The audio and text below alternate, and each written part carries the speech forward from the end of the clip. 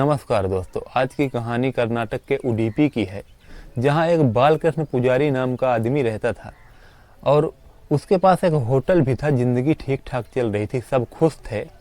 17 साल पहले उनकी शादी भी हुई थी। लड़की का नाम प्रीतिमा था, जिनके साथ उसकी शादी हुई थी।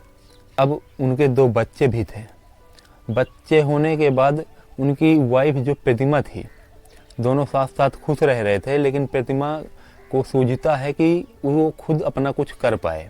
और एक दिन वह बालकृष्ण पुजारी से बोलती है कि मुझे एक ब्यूटी पार्लर खुलवा दीजिए, बच्चे भी अब बड़े हो रहे हैं तो मैं अपने लिए कुछ कर लूं। तभी दोस्तों बालकृष्ण पुजारी जो थे, प्रीतिमा के पति, वह अपनी वाइफ के लिए एक ब्यूटी पार्लर खुलवा देते हैं। और वहीं प्रीतिमा का भाई संदीप, जो कि बालकृष्ण पुजारी को बहुत मानता था, बहुत प्यार करता था। जीजा साले की ऐसी जोड़ी थी जिसका बखान नहीं किया जा सकता। उनके पूरी फैमिली में यह मिसाल दी जाया करती थी जीजा साले की। इतना प्रेम था दोनों में, छोटी से छोटी बात हो जाए दोनों एक दूसरे से शेयर किया करते थे। बालकृष्ण पुजारी का कभी अगर अपनी वाइफ से झगड़ा भी होता तो वह संदीप को बताया करता था। संदीप अपनी बहन को समझा दिया करता था और सब ठीक हो जाया करता था। ऐसे ही चल रहा था। उन दोनों का प्रेम नेक्स्ट लेवल का था। उन दोनों जीजा सालों की मिसालें लोग दिया करते थे, इतना उनके बीच में प्रेम था। दोस्तों 9 अगस्त की बात है। 9 अगस्त को बालकृष्ण पुजारी की तबीयत काफ़ी ज़्यादा ख़राब हो जाती है। उनको हॉस्पिटल लेके जाते हैं फैमिली वाले, वहाँ भर्ती करवा देते हैं।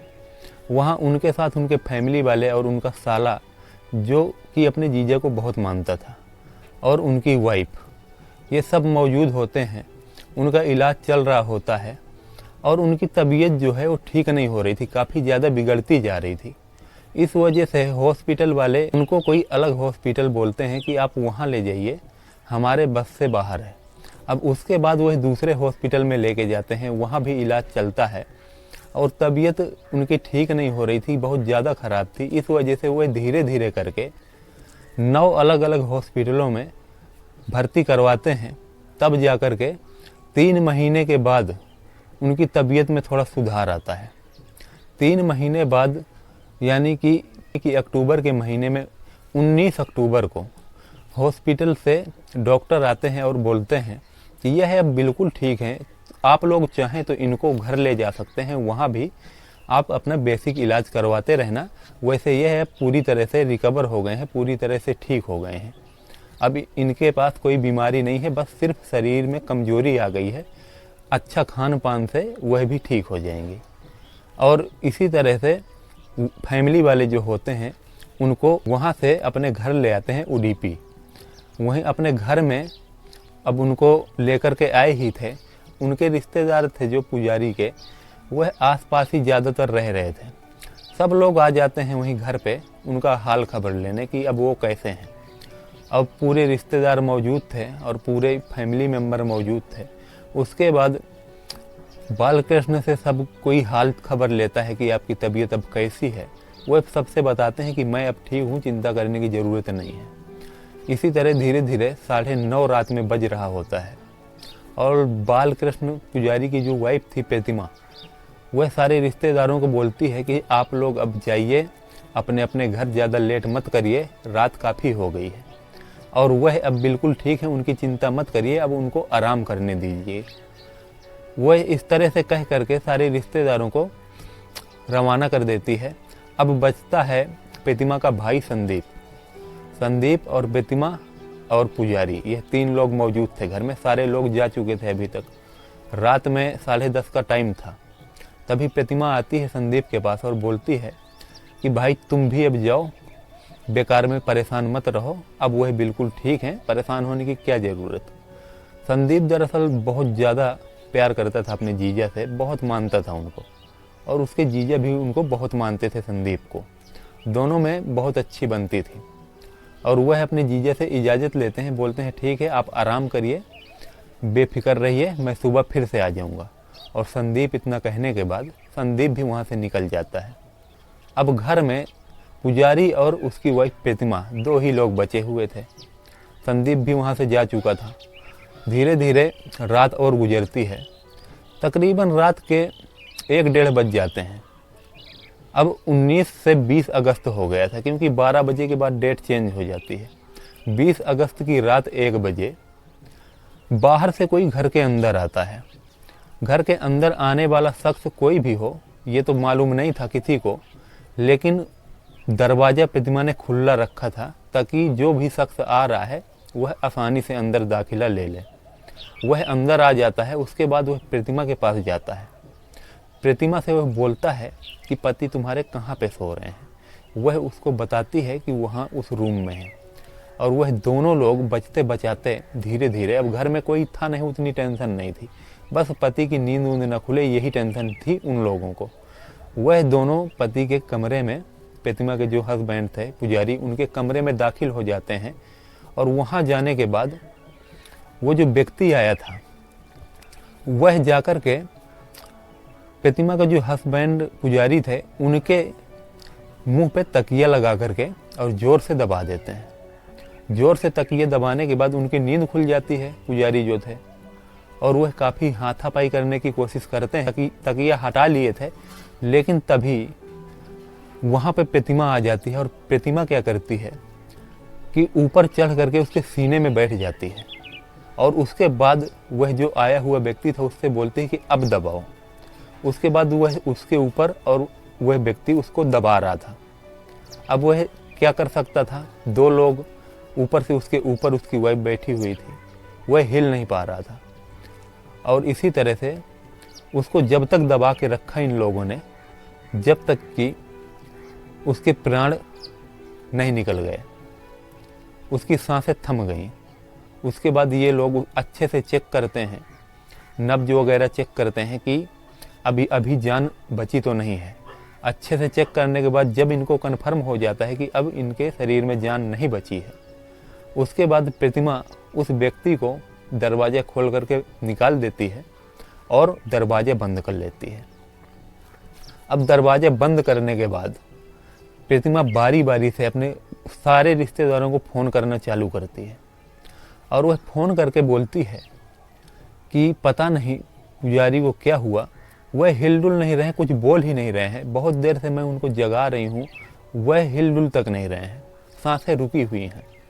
इस तरह से सब रिश्तेदारों को फ़ोन कर करके बारी बारी से वो बताती है। और 2 बजते बजते सारे रिश्तेदार फिर से वापस घर पे आ जाते हैं। हालांकि शाम तक वह पूरे रिश्तेदार वहाँ मौजूद थे, और वो 2 बजे तक फिर से वापस आ जाते हैं रात में ही। वहाँ आने के बाद सारे रिश्तेदार आपस में चर्चा करते हैं, बोलते हैं कि यार क्या हुआ, हॉस्पिटल से तो ठीक ठाक आए थे, बातचीत भी अच्छे से कर रहे थे, ऐसा क्या हो गया। और संदीप भी आ चुका था।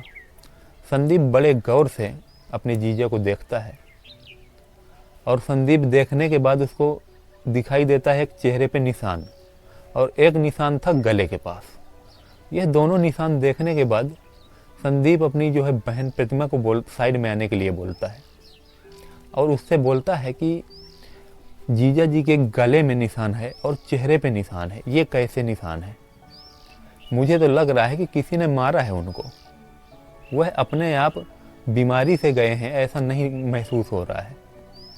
वह इस तरह से बोलता है। प्रतिमा थोड़ा घबराती है और बोलती है कि वह हिलडुल नहीं रहे थे, कुछ बात नहीं कर रहे थे, कुछ बोल नहीं रहे थे, कोई मोमेंट नहीं था, इसलिए डर के मारे मैंने उनके चेहरे पे बोतल फेंकी, और मैंने सोचा कि हो सकता है बेहोशी हालत में हो, तो मैंने जगाने के लिए बोतल वगैरह फेंकी, तो वही लग गई होगी, और हो सकता है कि उसी का निशान हो। वह ऐसा ऐसा बताती है। उसके बाद सारे रिश्तेदार और प्रतिमा का भाई संदीप सारे मौजूद होते हैं एक जगह पर। रिश्तेदार बोलते हैं कि कहीं ना कहीं पुजारी जो थे वो बीमारी से मर गए, वह बहुत कमज़ोर हो गए थे शारीरिक रूप से, इसलिए शायद वही बीमारी के असर से वो बच नहीं पाए। और सब कोई अभी तक यही मान रहा था कि बीमारी से ही मरे हैं। और अगले ही दिन सुबह होते होते संदीप जो था वह बोलता है कि नहीं, मुझे नहीं लग रहा कि ये बीमारी से गए हैं।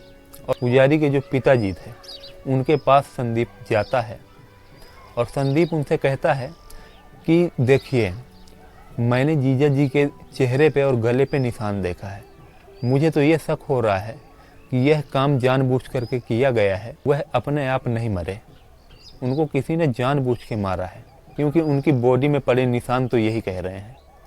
और उनके पुजारी के जो पिताजी थे, यह सुनने के बाद वह भी थोड़ी देर मंथन करते हैं अपने मन में, और वो भी पढ़े लिखे इंसान थे। तो वह संदीप से बोलते हैं कि ठीक है संदीप, जैसा चाहो। और अगले ही पल हॉस्पिटल ले जाते हैं। वहाँ हॉस्पिटल जाने के बाद डॉक्टर उनको चेकअप करते हैं, बोलते हैं कि यह इंसान मर चुके हैं और बॉडी को पोस्टमार्टम के लिए भेज दिया जाता है। अब उधर पोस्टमार्टम होने के बाद बॉडी को ये लोग वापस लेके आ जाते हैं और जाकर के अपना रीति रिवाज के साथ अंतिम संस्कार कर देते हैं। अंतिम संस्कार करने के बाद संदीप वापस जब घर में आता है, वह प्रतिमा से बोलता है कि देखो प्रतिमा, मैं तुम्हें बताऊं कि जीजा जी अपनी मौत नहीं मरे, उनको किसी ने मारा है। वह प्रतिमा अपनी बहन से पूछता है कि प्रतिमा, घर में कोई आया था क्या रात में? प्रतिमा बोलती है कि घर में कोई नहीं आया था, घर में कौन आएगा, हम 2 ही लोग थे, घर में कहाँ से कोई आ जाएगा, सारे दरवाजे खिड़की बंद रहते हैं। संदीप बोलता है कि प्रतिमा, मेरे साथ झूठ मत बोलो, मैं जानता हूँ मुझे जीजा जी ने तुम्हारे बारे में एक सीक्रेट बात बताई थी। जीजा जी ने बताया था कि तुम किसी से बात किया करती थी, और जीजा जी ने यह बात सिर्फ मुझे ही बताई थी और घर में किसी को नहीं बताई, क्योंकि वह खुशी ख़राब नहीं करना चाहते थे। सब कोई इतना खुश था, घर में इतना अच्छा माहौल था, तो वह उस खुशी को बर्बाद नहीं करना चाहते थे। इसलिए उन्होंने घर में किसी को यह बात नहीं बोली और सिर्फ मुझे बताया। मुझे मालूम है। अब मैंने बोला था कि आप अच्छे से समझाइए, अगर नहीं माने तो मुझे बोलिए, मैं समझाऊंगा, लेकिन उन्होंने मुझे भी मना कर दिया था कि तुम कुछ मत बोलना, मैं देख लूँगा। तो तुम अभी बता दो, वक्त है तुम्हारे पास, क्योंकि अभी जीजा जी की पोस्टमार्टम रिपोर्ट आएगी, उसमें साफ हो जाएगा कि उनके साथ क्या हुआ है। इसलिए वक्त है, तुम मुझे वक्त के रहते बता दो, नहीं तो फंसोगे सब लोग। अब इतना कहने के बाद संदीप की बहन जो प्रतिमा थी, वह बोलती है कि संदीप, वो आया तो था कल रात में, लेकिन हमने मारा नहीं है किसी को। वह बोलते हैं मेरा इसमें कोई हाथ नहीं है। वो लड़खड़ा रही थी, दरअसल उसकी जुबान लड़खड़ा रही थी ये सब बताते हुए। संदीप अब पूरी तरह से समझ चुका था कि यह उसकी बहन का ही पूरा किया धरा था। वह बोलता है कि सही सही डिटेल में मुझे बता दो, वरना तुम्हारे लिए तकलीफ़ हो जाएगी और तुम फंसोगी, जेल जाओगी, और वह आदमी भी जेल जाएगा। अगर अभी बता दोगी तो हो सकता है मैं तुमको बचा लूँ, सिर्फ वही आदमी बस को जेल हो। तभी प्रतिमा सोचती है कि इसको सारा कुछ बता दिया जाए, ऐसा ना हो कि मैं भी फंसूँ। अब प्रतिमा उसको बताना चालू करती है। प्रतिमा उसको बताती है कि हाँ, मैं बात करती थी, बहुत दिनों से बात कर रही थी, और उससे मिलना जुलना भी मेरा चलता रहता था, लेकिन मैं उससे शादी भी करना चाहती थी, लेकिन इनकी मौजूदगी में ये सब नहीं हो सकता था, और हम लोग परेशान हो कर के इनको रास्ते से हटाने का प्लान तैयार किया, और उसके तहत हमने कल रात को उसको बुला कर के और ऐसा ऐसा किया। वह पूरी सच्चाई बता देती है। संदीप के पैरों तले ज़मीन खिसक चुकी थी। लेकिन संदीप, जब प्रतिमा सब कुछ बता रही थी डिटेल में, संदीप ने अपने जेब में मोबाइल का रिकॉर्ड ऑन करके रखा था। मोबाइल रिकॉर्डिंग वह ऑन थी, सारी बातें रिकॉर्ड हो रही थी जो प्रतिमा बोल रही थी। वह एक एक शब्द उसके रिकॉर्ड हो रहे थे, जिस तरह वो बता रही थी। वह एक एक बात बता रही थी कि कैसे उसको मारा था। सारी बातें रिकॉर्ड हो चुकी थी। उसके बाद संदीप वहाँ से चला जाता है। संदीप सीधा थाने पहुँचता है। थाने पहुँच करके यह रिकॉर्डिंग पुलिस वालों को देता है। वो लोग अपनी कानों से जब यह बात सुनते हैं, दंग रह जाते हैं। उसके बाद पुलिस अपनी कार्रवाई स्टार्ट करती है। पुलिस सीधा आती है और प्रतिमा को उठा ले जाती है, और प्रतिमा से पूछती है। तब प्रतिमा अपने आशिक के बारे में बताती है। उसको भी उठा लिया जाता है। अब दोनों से पूछताछ के दौरान दोनों डिटेल में जब बता रहे थे पुलिस को कि कैसे मारा गया था, प्रतिमा कैसे उसके सीने में चढ़ के बैठी हुई थी, पूरा सच उगल देते हैं। अब फैमिली वालों के पैरों तले ज़मीन खिसक चुकी थी ये सब सुन करके। फैमिली वाले हैरान रह गए थे क्योंकि पुजारी ने इतना प्यार दिया था प्रतिमा को। 17 साल बीत चुके थे शादी के, 2 बच्चे भी थे, वो भी काफ़ी बड़े हो गए थे। फैमिली वाले तो यह सोच के हैरान थे कि 17 साल बाद भी किसी की वाइफ इतना प्यार पाने के बाद भी कैसे इस तरह बदल सकती है। सब सदमे में थे। और पुलिस ने वहाँ पर उनसे और कई सारी बातें की, कई सारी पूछताछ की। सबसे बड़ी बात जो पूछताछ में निकली थी, सोचने वाली बात, वो ये थी कि प्रतिमा जिससे बात करती थी उससे यह उसने बोला था कि मारने के लिए सबसे सरल तरीका कौन सा है जो कि हम लोग न फंसें और हम लोग बच जाएं आसानी से, हमारे ऊपर शक ना आए किसी का। तब वह नेट में सोशल मीडिया पे खोजा करते थे तरीके। वह एक से बढ़ के एक तरीके खोजते कि किस तरह किसी को मारा जा सकता है। और तभी उनको स्लो पॉइजन के बारे में पता चला था। स्लो पॉइजन एक ऐसा पॉइजन है जो इंसान को धीरे धीरे ख़त्म कर देता है। जब वो स्लो पॉइजन के बारे में उन लोगों को पता चला तो वो लोग, अब स्लो पॉइजन कहीं आसानी से तो मिल नहीं सकता कि कहीं मेडिकल में मिल जाए, किसी दुकान में मिल जाए, ऐसे हो नहीं सकता। उन लोगों को भी पता चलता है कि स्लो पॉइजन सिर्फ कॉलेज की लेबोरेटरी वगैरह में मिल सकता है। अब जो वो प्रतिमा का आशिक था वह पता करता है, उसके बाद वह एक कॉलेज में जाता है, वहाँ अपने आप को स्टूडेंट दिखा करके और वही स्लो पॉइजन का केमिकल ऑर्डर करता है और अपना पता उसमें वह असली देता है, असली मकान का पता देता है और ऑर्डर करके आ जाता है, पैसे वहीं पे दे देता है। डिलीवरी वाला जब ले करके आता है तो वह केमिकल रख लेता है और मौका देख करके वह केमिकल वो प्रतिमा तक पहुंचा देता है। अब प्रतिमा के पास वह केमिकल आया था जून के महीने में। जून के महीने में वह केमिकल उसके हाथ लगा। अब वो धीरे धीरे उस केमिकल को जब पुजारी को खाना दिया करती तो वह स्लो पॉइजन केमिकल जो था उसके चावल में थोड़ा थोड़ा रोज डाल दिया करती। ऐसे ही करते करते 3 महीने बीत जाते हैं। जून से अब आ चुका था अगस्त। अगस्त आते आते वो केमिकल स्लो पॉइजन अपना काम करना स्टार्ट कर दिया था। पुजारी की तबीयत ख़राब होने लगी। अगस्त का महीना आते आते तक पुजारी की तबीयत इतना ज़्यादा ख़राब हो गई कि हॉस्पिटल में उसको भर्ती कराना पड़ा। हॉस्पिटल लेकर के गए, वहाँ भर्ती कराया, 3 महीने तक उसका इलाज चलता रहा, तब जाकर वह ठीक होने लगा। और उसको ठीक होते देखते हुए प्रतिमा और ज़्यादा परेशान हो गई और ज़्यादा अंदर से जल उठी, क्योंकि वो लोग स्लो पॉइजन दे ही इसलिए रहे थे कि वह धीरे धीरे करके घुट घुट के मर जाए, उसके शारीरिक ऑर्गन अंदर के सारे खराब हो जाएं और धीरे धीरे वो दम तोड़ दे। लेकिन उसके उल्टा हो गया। वह उस पॉइजन से लड़ते हुए ठीक होता दिख रहा था। डॉक्टरों ने डिस्चार्ज कर दिया था और बोला था कि अब वह बिल्कुल ठीक है, सिर्फ उसके शरीर में कमजोरियां थी और कुछ नहीं था। अच्छा खान पान मिलता, उसके बाद 1 ही महीने में वह फिर से पहले जैसा हो जाता।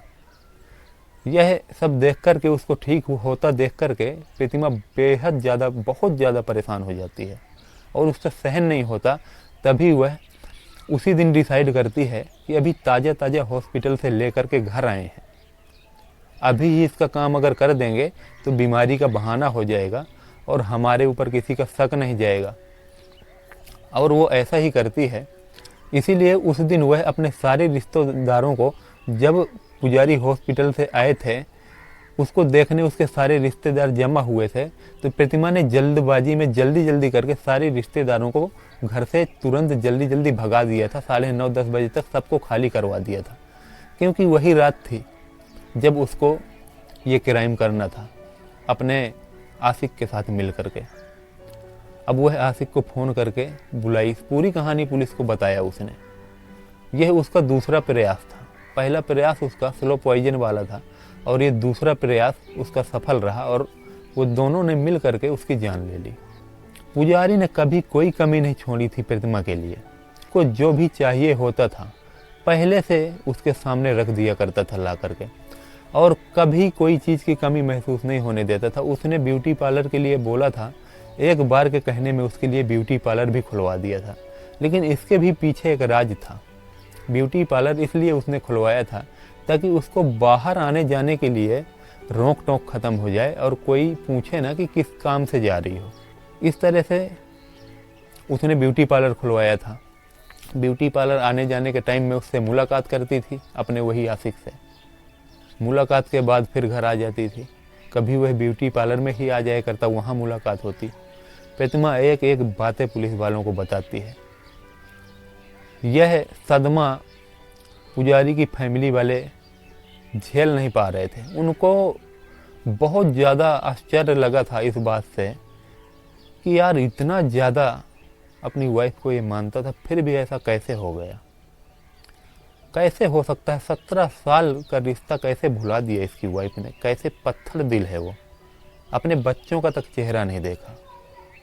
दोस्तों आज की कहानी इतना ही। अगले वीडियो में फिर एक ऐसी ही कहानी आपके लिए हाजिर कर देंगे और आप इंतज़ार करिए। अगर वीडियो पसंद आए तो लाइक ज़रूर से कर लिया करिए, चैनल को सब्सक्राइब कर लीजिए ताकि हमारा हौसला और भी बुलंद हो सके और हमारा हर एक वीडियो सबसे पहले आपके पास जा सके। इसीलिए हम इतनी मेहनत कर रहे हैं दोस्तों, आपके पास वीडियो पहुंचाने के लिए। सो दोस्तों चलिए मिलते हैं नेक्स्ट वीडियो में। जब तक के लिए जय हिंद, जय भारत।